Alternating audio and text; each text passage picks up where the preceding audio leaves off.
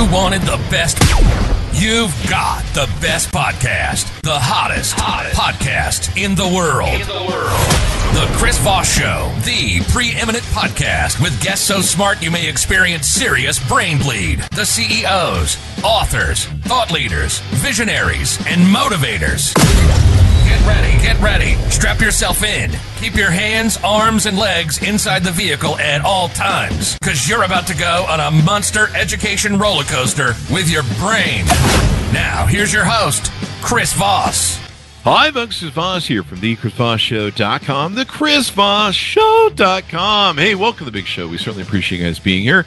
As always, refer the show to your family, friends, and relatives. We've seen our listenership double in February and just passed through another one of our million marks of audience listeners and downloads. So thanks for being there and the tens of millions. We certainly appreciate it, man. You can see our stuff on youtube.com/Chris Voss, goodreads.com/Chris Voss, and all the other places on the interwebs. I have something kind of unique and special today. It's just myself. I'm going to be talking to you about a great book that just recently came out. The book came out February 14th, 2023. It was entitled Fragile Cargo, the World War II Race to Save the Treasures of China's Forbidden City.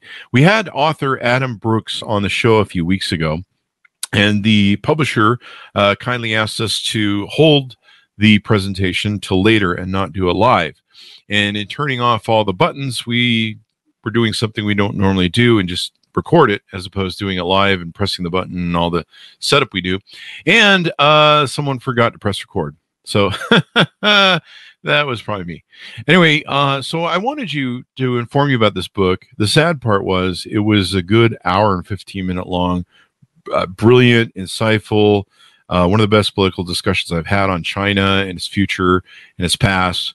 And it was a pity it was lost. It wasn't your normal conversation of hey, what's your book, what's it about, and stuff. So I'm going to give you the rundown of kind of what the experience we had and tell you about the book, because I think it's an important book for people to know about and read about.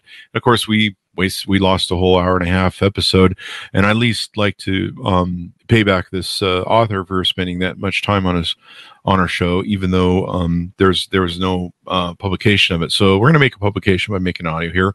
I'm going to tell you about this. So this is kind of interesting. A lot of people don't talk about this. Turns out that during the spring of 1933, the war was spilling over from Japan into China, and they were really concerned. Well, the China's Forbidden City, if you're familiar with it, had pretty much all the riches of China inside of it, buried and hidden and blah, blah, blah. And it was worth probably what is today billions. And it was like very private, selective art, beautiful paintings, scrolls, all the things that are the most important things to any sort of nation state. And there was like basically, what was it? Magnificent collections that contain millions of pieces of art. They carried China's deepest and most ancient memories, irreplaceable artifacts, exquisite paintings on silk, vanishing rare Ming porcelain, and the extraordinary Stone Drums of Qin, or Qin. I'm not sure if I'm pronouncing that right. They also had 2,500-year-old inscriptions of crucial cultural significance. So you can imagine how important this stuff is. Also, you can imagine that it doesn't transport well, hence the name of the book, Fragile Cargo.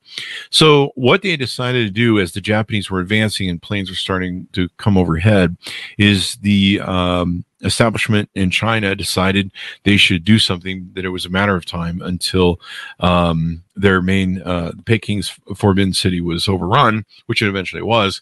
And they moved all of the stuff all around the country to hidden parts of the country, rural parts of the country where it was sent to be protected. And so this gentleman, Adam Brooks, tells us a brilliant story of all the things they did to map it out, to get it going. There was damage along the way. You're trying to transport porcelain Ming dynasty vases and other things, and they're in these trucks, these rickety trucks from the 100 years ago. Not the best thing, and probably not on the best roads, probably lots of dirt roads and bumps and rocks and crevices, and then things being stolen, things being attacked, It's just a wild sort of ride. And then, of course, some of it was taken Taiwan. We talked about what one of the big problems that they had with the last ruler of China at the time, before I think it was Ho Chi Minh came in. No, that's Vietnam. Before the one guy who came over and took over with communism in China. Anyway, so they actually took all the bullion and gold and stuff out of China when he was coming, and they ran it to Taiwan. And that's one of the reasons China has a real beef with Taiwan. Basically, all the gold and treasures were sent there. So it's an interesting story about how they save these treasures, and that races on as they think the city is about to fall. And they send these treasures out of the city, and some of them get damaged, some get destroyed, some don't make the travel back either.